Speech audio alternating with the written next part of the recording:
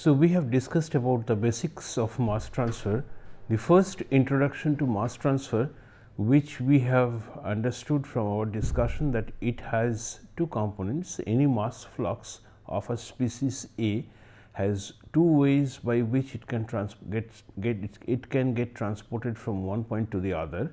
The first one is due to the convection. If there is any bulk convective flow present in the system, then species A would get transferred from one point to the other. Apart from that, if there is a concentration gradient present, then a diffusive flux of A will also result in. So, therefore, the total mass flux of component A in any system is the algebraic sum of convective flow and diffusive flow. So, we have also seen how to express diffusive flux in the form of Fick's law, and we have defined two relative velocities. One, when we have what is the mass average velocity, and the second is the molar average velocity. So, the diffusion velocities were defined either with respect to the mass average velocity or with respect to the molar average velocity. So, when we saw the expanded full form of Fick's law, this is what we have seen in the last class, where the mass flux is essentially proportional to the gradient of concentration. If C is constant, you can bring the C inside. So, it is del of C A. So, the gradient of concentration, and this would give rise to the mass flux vector. And the definition of mass flux with respect, since we have a star which denotes in terms of the molar average velocities. So, this is the definition of molar flux, which we have as the mass flux due to diffusion and due to convection. So, when we substitute this in here, what we get is the relative to stationary coordinates, whatever be the molar flux, this is a result of a bulk motion which is denoted by x A, where x A is the mole fraction of A, N A plus N B are the molar fluxes of component A and that of component B, and we also have a concentration difference or concentration gradient imposed diffusive motion of A in here, and the diffusion coefficient, which has units of meters per second, and it is analogous to the other numbers. For example, mu by rho, which is the kinematic viscosity having the same unit, and the thermal diffusivity K by rho Cp again having the same unit as meter square per second. So, therefore, one in order to model such a system, one can express the flux, be it on mass basis or on moles basis, as the algebraic sum of diffusive flux and convective flux. So, with this, we are in a position right now to start modeling a system, simple systems, in which there is maybe a convective flow, there may be a diffusive flow, and we may have reactions taking place in the diffusing mixture. So, these A and B, the two components that are present in this, they may react with each other. They may react with each other throughout the volume of the mass, in which case it is called a homogeneous reaction, or they may react, A may react to form B, and the B will diffuse back on let us say on a catalyst surface. So, a reaction which takes place everywhere in the system, a homogeneous reaction, then the source or sink term in the form of generation of B or depletion of A will appear in the governing equation itself. On the other hand, if A gets transformed into B on the catalyst surface, then this heterogeneous reaction will appear as a boundary condition to the governing equation. So, these two things will have to be kept in mind. Where does the effect of heterogeneous, or how does the effect of heterogeneous or homogeneous reaction included in either in the governing equation or in the form of boundary conditions. So, the first problem that we would try to model in this class is about a tube which is partially filled with a liquid that is volatile. So, initially the liquid is kept separated, it was not allowed to evaporate by some sort of a cover. In the tube, since it contains a small quantity of the liquid, volatile liquid, the moment you remove the so called protective covering, the liquid will start to evaporate, the vapors are going to form, and those vapor molecules will then travel through the tube up towards its mouth.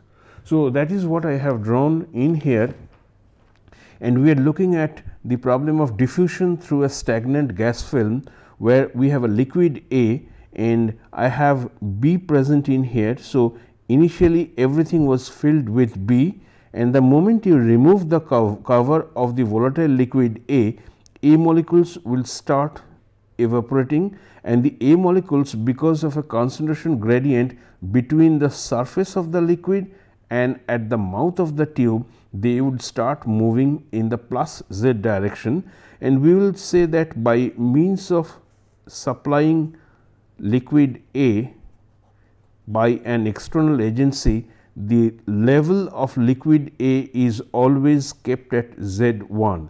So, in order to maintain steady state, you have to replenish the amount of liquid which has evaporated from the pool inside the tube.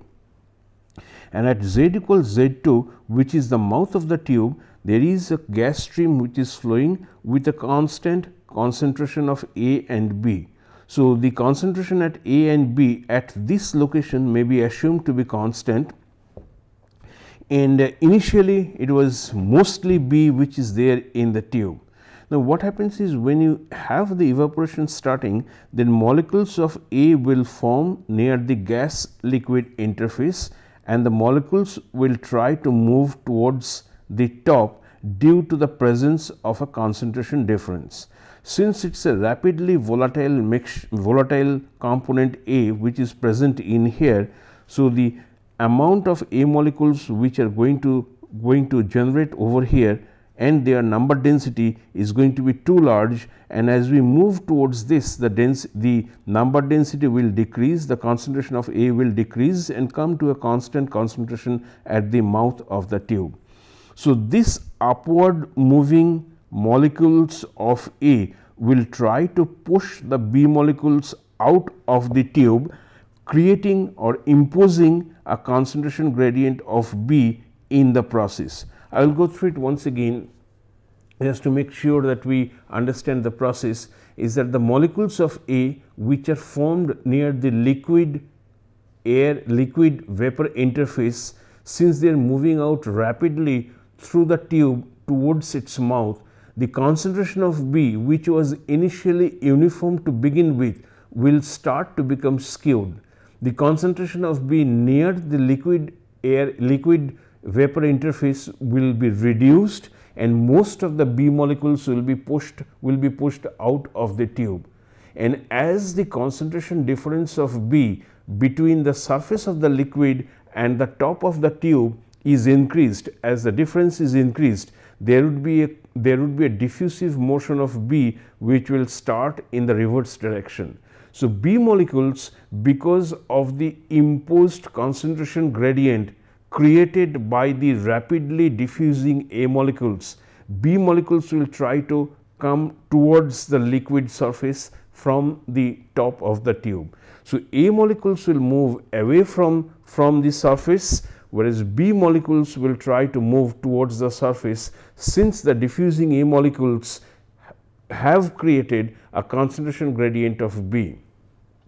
Now, this process will go on till the time when the motion of the B molecules out of the tube due to the motion of A molecules is exactly counterbalanced by the diffusion of B molecules in the reverse direction. So, the B going out, B being pushed out, and the B diffusing towards the surface, these two will balance each other at certain point. And that the moment that happens, what you will have is a dynamic state in which the net movement of B molecules will be 0. and that is what I call as stagnant gas film. So, there is a movement of B upwards and a movement of B downwards for two different reasons, but they cancel each other. Since they cancel each other, to the diffusing A molecules, the B molecules will appear as stagnant. So, the problem that we are trying to handle, trying to model in this case is diffusion of one species through a stagnant film of another species. So, that is what we are going to do over here. So, therefore, the flux of Na in the z direction, this is the z direction, is from the previous expression which you have seen, is going to be Naz plus Nbz, where this is the convective flux minus C dAb times dxa by dz. We also understand that the concentration of Z is a function, concentration of A is a function of only Z, and that is why I can use the ordinary differential sign.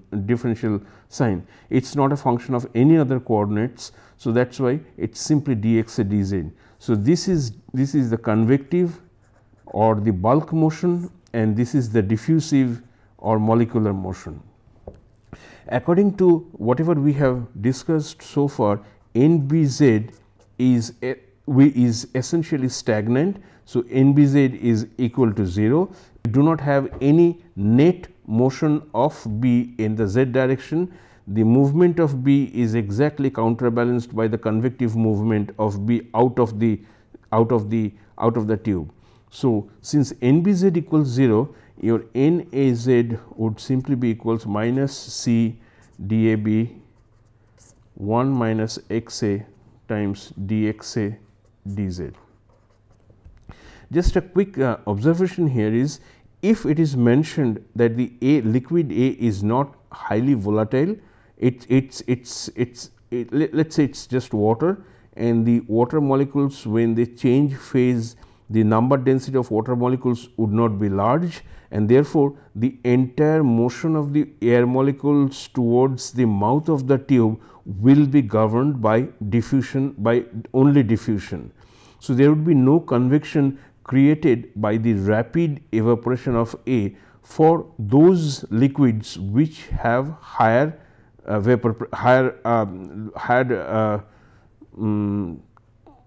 temperature of boiling. So, if it boils at a higher temperature, then the number of molecules here would be less, there would be no convection. So, for a diffusion only case, the form of this equation would simply be equals Naz is equal to minus C dAb dxa by dz. So, this is the case for diffusion only, and it has to be mentioned specifically in the problem that it is a diffusion only case. Otherwise, if it is a stagnant medium of component B, then this is the form that we are going to take. Exactly like before, we have to think of a small shell across which we are going to make a species balance. Since the concentration is changing in the z direction, this is going to be my shell of some thickness delta z, and across which I am going to make a balance of A.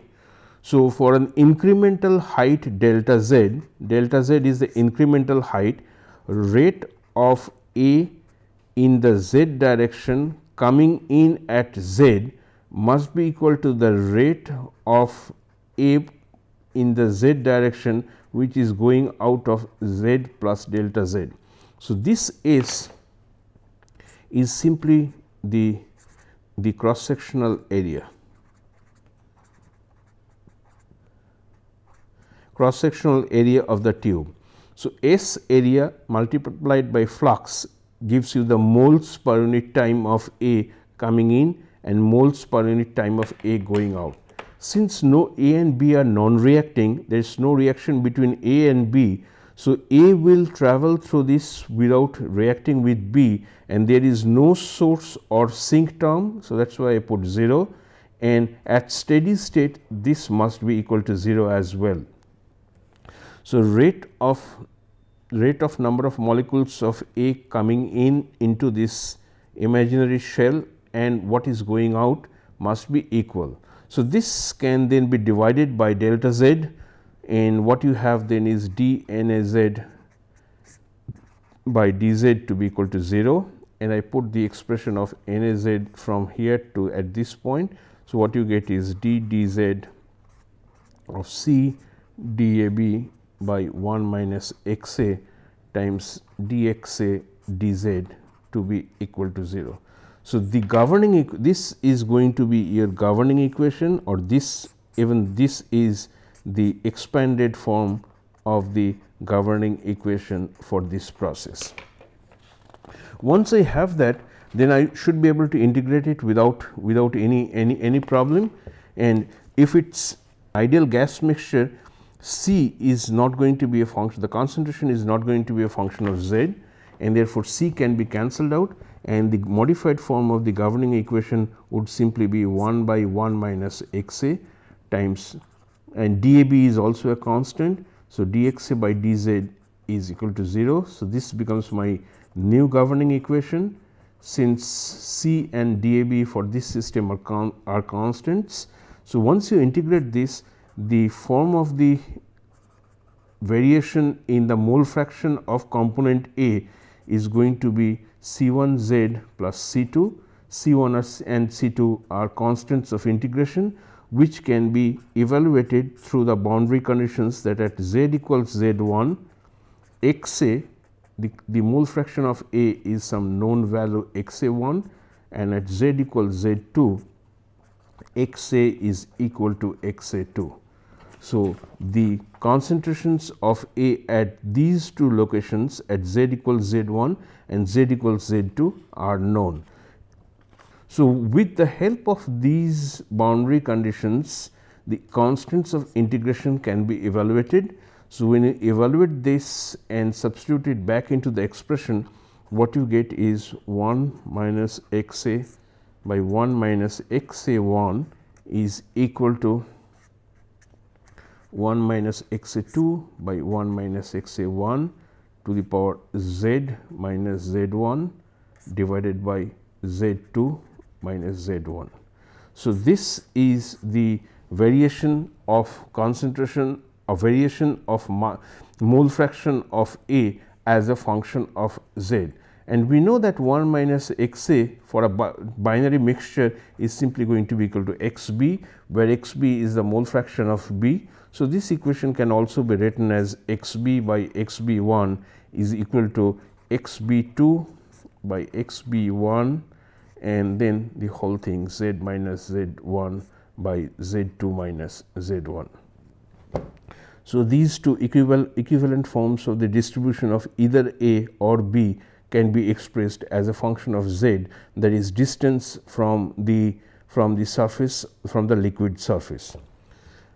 It is not only the concentration at any specific point, sometimes you would like to find out what is the average concentration of, let us say, B in this case. So, average concentration of B, which is x b average in the dimensionless form x b 1, would simply be equals z 2 from z 1 to z 2 x b by x b 1 d z divided by z 1 to z 2 times d z. So, this is the x b average is nothing but the length average value of the mole fraction of B along the entire length of the tube. So, this is, and you can plug this in here, perform the integration, and what you would see is what you would expect, that x b average is simply going to be x b 2 minus x b 1 by ln of x b 2 divided by x b 1, and we know that this kind of difference has a special name, which is known as the log mean temperature difference. Log mean temperature difference. So, this time it is going to be log mean concentration difference. So, it is whatever be the concentration at the mouth, the concentration at the surface, divided by the logarithm of xb2 by xb1. So, this is the log mean concentration difference of B on the surface. Another thing of interest is what is the mass flux. From this profile can you obtain what is the mass flux at z equals z1, which from my previous analysis we understand that the mass flux is minus C dAB 1 minus XA dXA by dZ.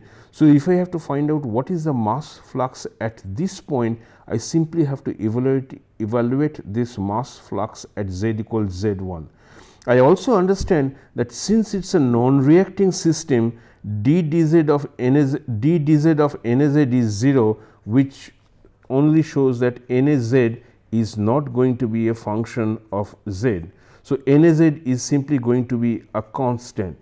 So, whatever gets evaporated, the entire amount at steady state will travel through the tube to the outside.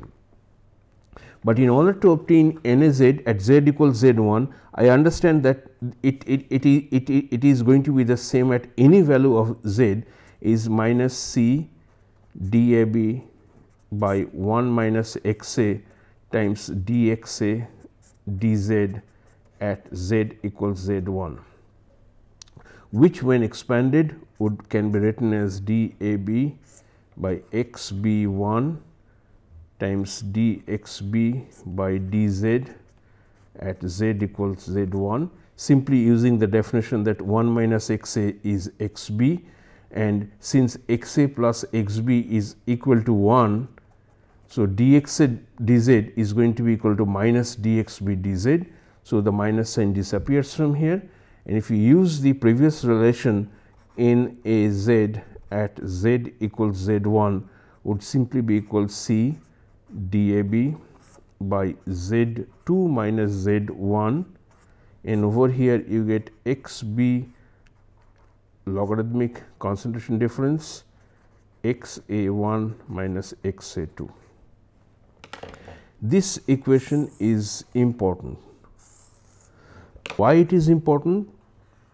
Because you can think of an experiment around this expression. What you have here is A, what you have here is A plus B, and what flows above it is also A plus B. Since the evaporation is taking place, in order to maintain the level at this level, you need to supply some amount of liquid A to maintain the level. The amount of liquid A that you need to supply to maintain the level can be measured, since you are supplying it from outside. So, if you know what is the amount, then the amount is essentially S times NAZ. NAZ is the flux of A which is going out of the tube. So, this NAZ when multiplied by the cross sectional area would simply give you in kg per second or in kg moles per second the amount of A which is evaporating per unit time. So, you can precisely calculate experimentally, measure experimentally what is the amount of A in moles per unit time that is evaporating as a result of diffusion and imposed convection taken together for the highly volatile liquid. And if you see the right hand side of the expression, everything in this expression is known to you. The total concentration is known to you, the geometric values of Z1 and Z2 are known to you. You can measure what is XA2, the concentration of A that you are maintaining at the mouth. You can make an estimate of XA1, which could be just at the interface the concentration is going to be the saturation concentration of A in B. So, XA1 is also known to you and XB ln is known to you. So, everything in this expression is known except dAB. So, if you experimentally measure this, experimentally measure what is Z2 and Z1, and you know the values of XA1 and XA2, then you can evaluate the diffusion coefficient of A in B experimentally. So, this is a nice experiment, clean experiment by which you can measure the diffusion coefficient of A in B, and since it is so easy to control the temperature of a tube containing some small quantities of a liquid, you can measure DAB at different temperatures as well. So, not only you measure the diffusion coefficient of A in B, but you also find out how does the diffusion coefficient change with temperature. So, this is a nice experiment to obtain DAB and to obtain DAB as a function of temperature.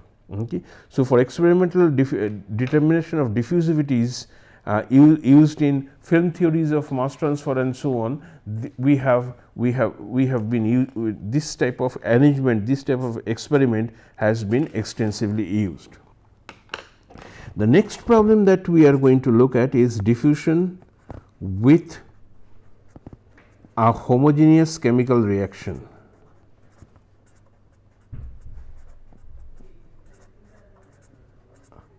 So, this is a case in which a chemical reaction takes place throughout the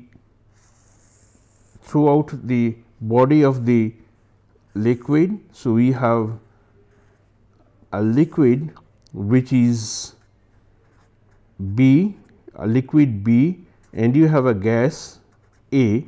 So, A is soluble, A gets solubilized, gets solubilized in the system, and then A starts to diffuse in B. As A starts to diffuse in B, there is going to be a reaction which is taking place. So, A gets converted, A undergoes an irreversible first order reaction. So, it is an irreversible first order reaction from A to B. Okay. So, if that is the case, then we have to find out what is going to be the concentration distribution of A in the liquid B. So, first of all, since we understand, let us say this is at Z equals 0 and this is at Z equals L, this could be a beaker, it could be a container, it could even be a concrete tank where a gas gets dissolved in B and it starts to diffuse towards the bottom, and as it travels it reacts with B through an irreversible first order reaction. So, the first thing that we are going to do is we are going to see what is going to be by NAZ. It is as before DAB times dXA by dZ plus XA times NA in the Z direction plus NB in the Z direction. Now, if A is sparingly soluble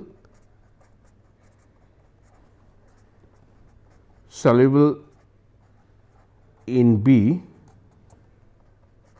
then X is going to be very small and the entire motion of A in the Z direction in B is going to be as a result of a diffusive flow.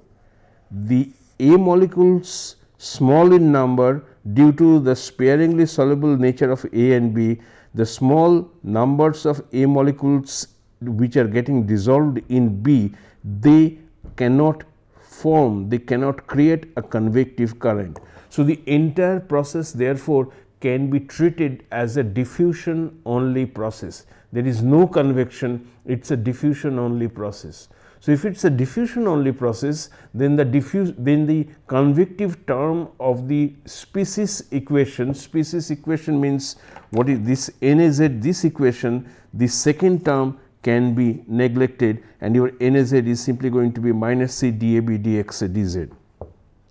As before, this is going to be a shell across which I am going to make a species balance, A coming in, A going out through a diffusive process only. So, NAZ times S evaluated at Z minus NAZ at Z plus delta Z multiplied by the same cross sectional area.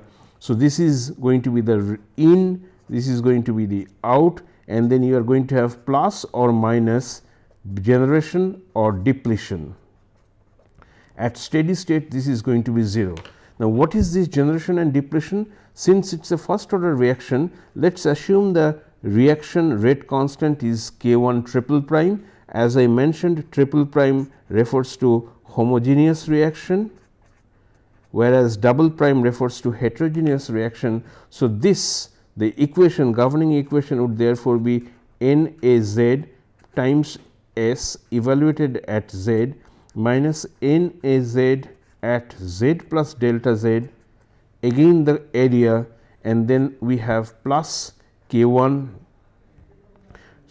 minus K1 triple prime Ca, first order reaction where A gets converted to B. Since A gets converted to B, it is not a generation, it is a depletion, and that is why we have the minus sign.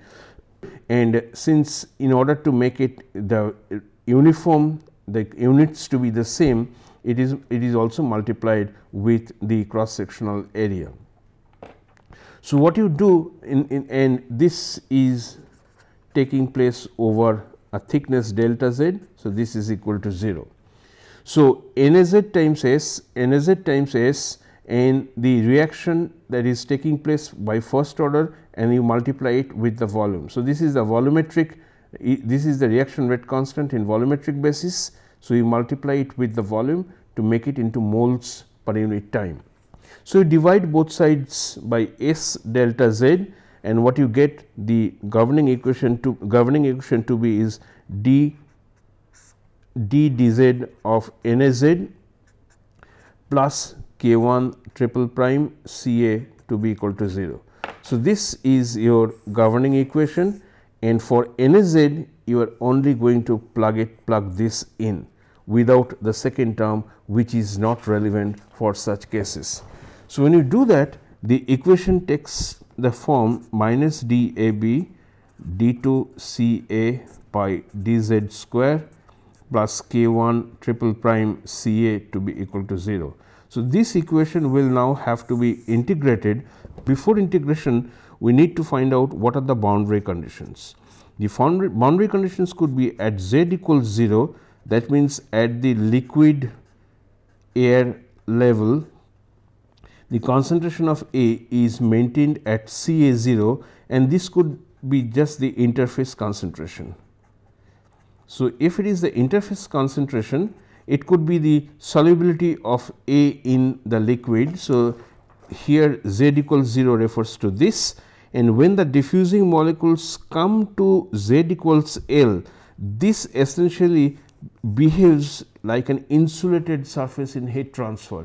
No diffusing A molecules can penetrate beyond Z equals 0. So, if you are making, if you have a reaction taking place in a beaker, then when the diffusing molecules reach the bottom of the beaker, it cannot penetrate, it cannot go beyond that surface. So, at Z equal to 0, the physical boundary condition which you are going to use is that the mass or molar flux of A at that point is going to be equal to 0. And we know the mass flux is simply, or molar flux is simply going to be minus dAb times dCA dZ at Z equals L.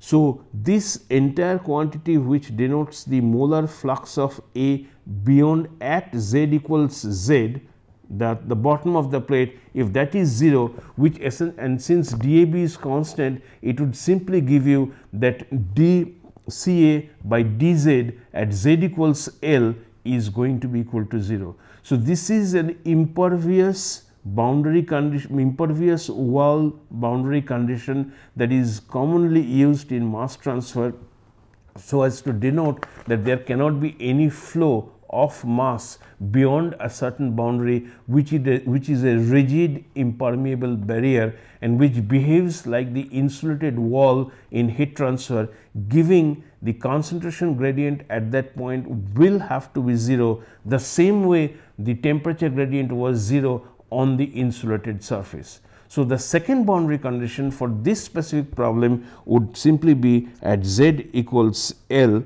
NaZ, since NaZ is 0, what you are going to get is dCA dZ to be equal to 0. So, this is boundary condition 1 and this is boundary condition 2, and when you use this boundary condition, the concentration profile which is available in your text, you would see that it is going to be 1 minus Z by L, and here it is cos hyperbolic B1, where B1 is simply equals K1 triple prime, the reaction rate constant times L square, the depth of the film divided by DAB.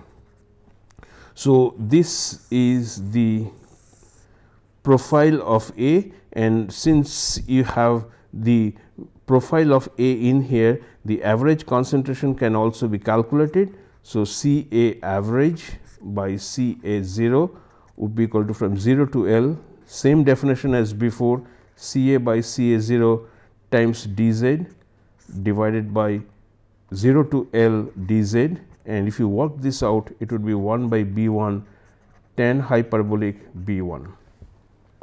So this is a clean example of a homogeneous reaction taking place in a medium, and using a shell balance, using the situation or taking the situation to be a diffusion only process, you would be able to obtain a clean expression, a clear expression, a concise expression for the concentration distribution of A inside this.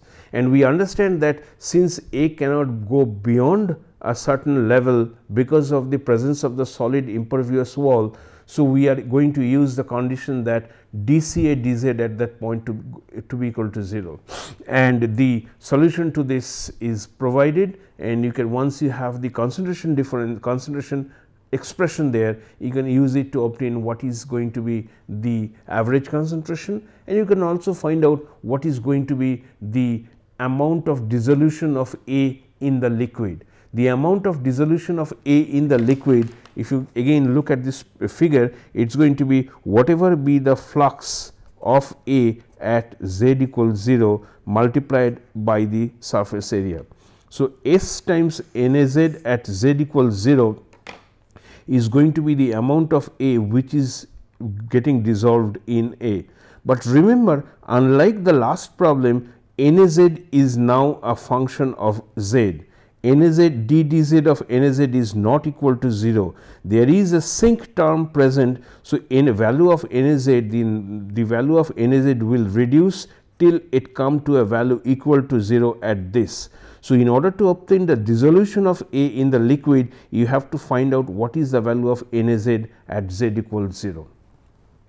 One more point is that whatever I am showing in whatever I have showed in the previous class, the problem that I have discussed today are all there in the textbook of Bird, Stewart and Lightfoot. So, the initial part of the mass transfer study I have taken completely from Bird, Stewart, Lightfoot. If you follow that book, then you would see all these problems are provided, are given in the text, and you would be able to follow. At some point, I will start giving you examples from other books or other resources, and I will tell you exactly where I am taking those from, so that you will be able to read them, but it is mostly going to be Bird, Stewart and Lightfoot as far as mass transfer is concerned. Once we have a few more problems on mass transfer solved, then we will move to the last part of this course, which is establishing the analogy between heat, mass and momentum transfer.